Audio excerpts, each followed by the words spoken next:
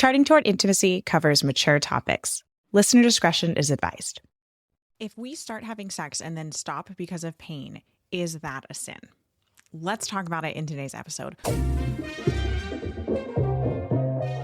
Welcome to Charting Toward Intimacy, the podcast for Catholic women that helps you improve your sex life, strengthen your marriage, and embrace God's design for love.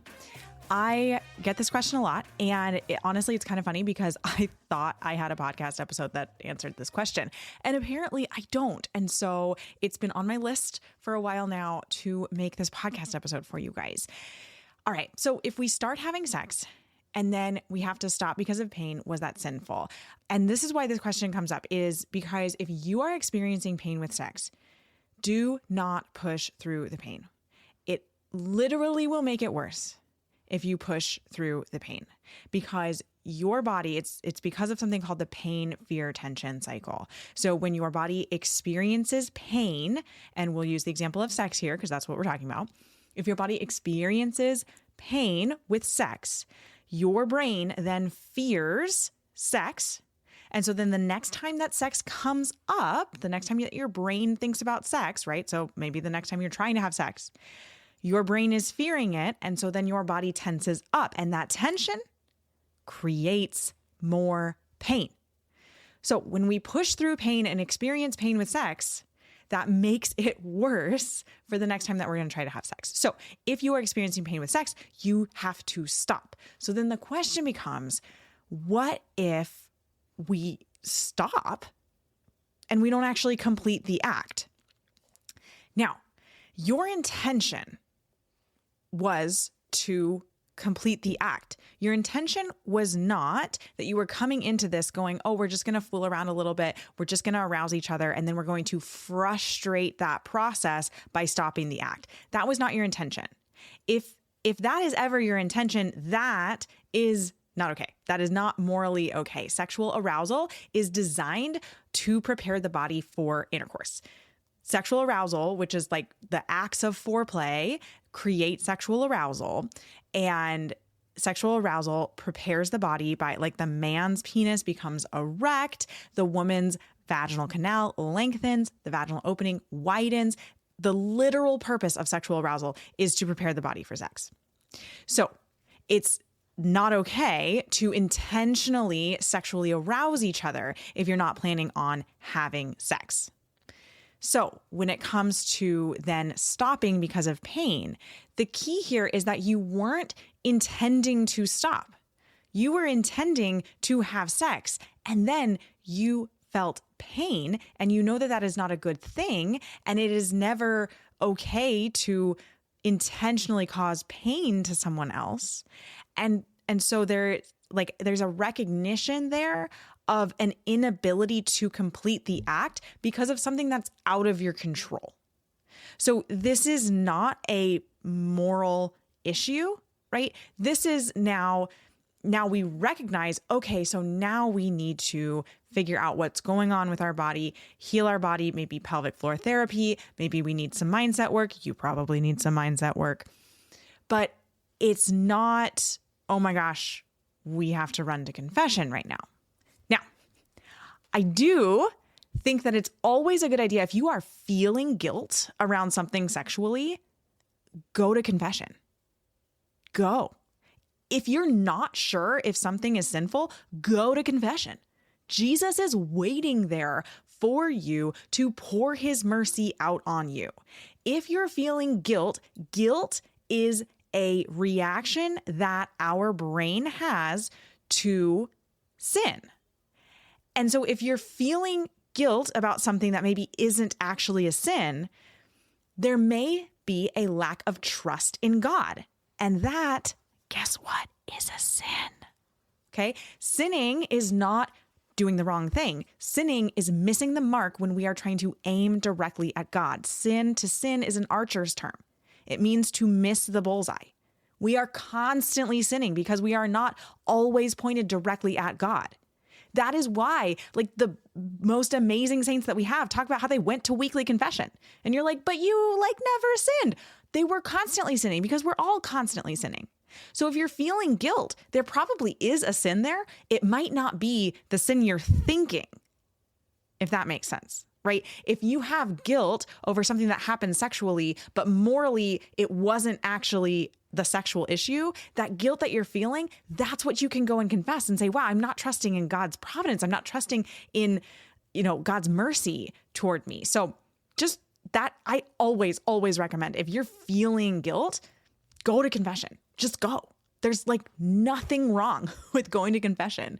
And if you confess something and it's not a sin, the priest can actually walk you through that and help you and counsel you in understanding what is and isn't sin. And that can help with some issues of scrupulosity and things like that. But again, when it comes to like while we're trying to heal painful sex, if we have to stop sex in the middle of the act, that is okay because that wasn't our intention.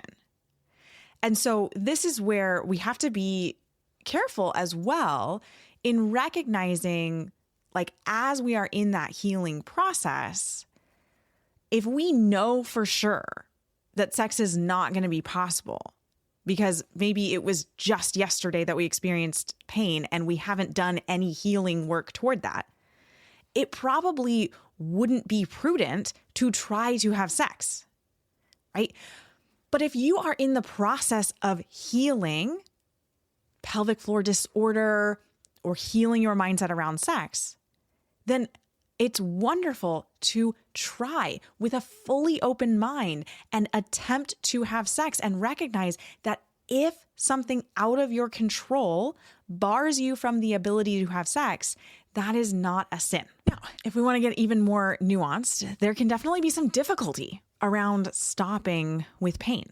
And this is why I recommend stop as soon as you feel pain. As soon. Even if you're like, oh, it's not that bad. Oh, it's not that big of a deal. Not that big of, it's not a problem. I could push through it. So let me give you the example of where this can be a problem. Let's say that you begin penetration and it's just a tad painful, right? It doesn't really hurt that bad, but it's a little painful. But you're like, I can make it through, right? And then you kind of keep moving into intercourse, and then your husband begins to have his orgasm, and it becomes unbelievably painful. Stopping at this point is much more like it has a lot bigger of a consequence than stopping when you first felt the pain. Because stopping while your husband is having his climax, we've got the issue of onanism, and, we don't want that to happen. Stopping right when you begin penetration, before you guys are like too far on the arousal curve to actually go to orgasm, has much fewer consequences.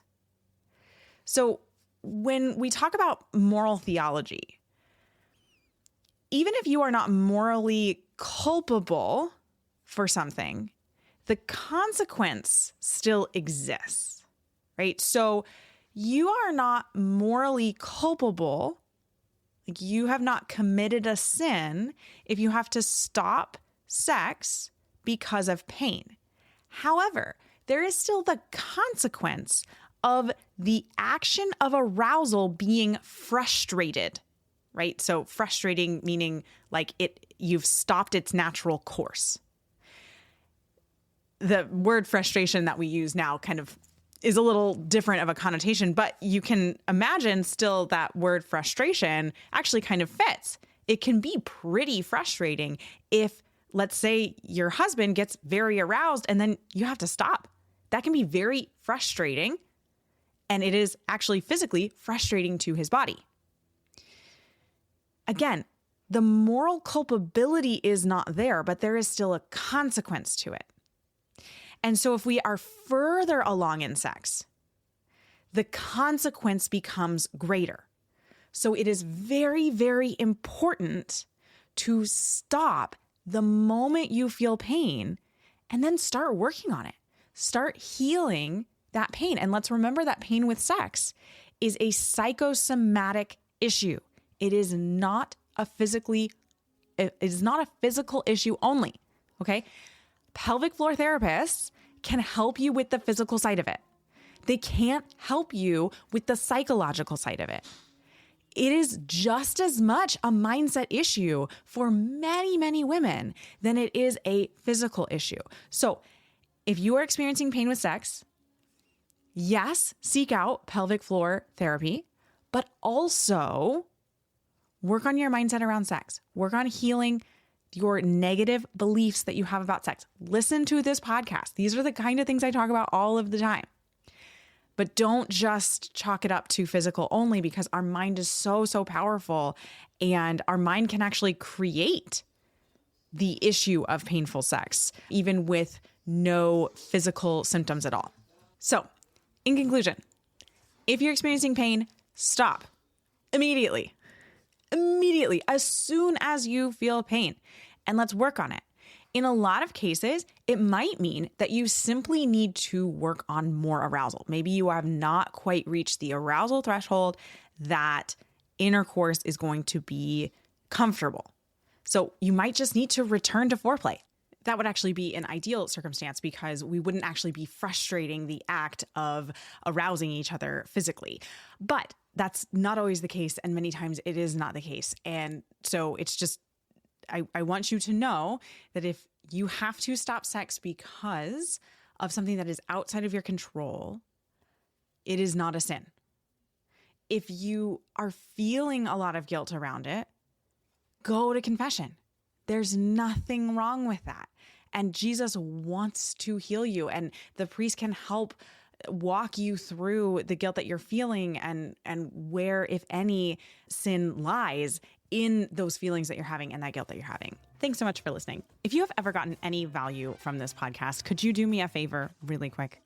Go into the podcast app that you are listening in, and if it gives you an option to rate and review, please rate and review this podcast. It helps us so much in reaching new listeners and spreading the word about this podcast. Thanks so much for listening.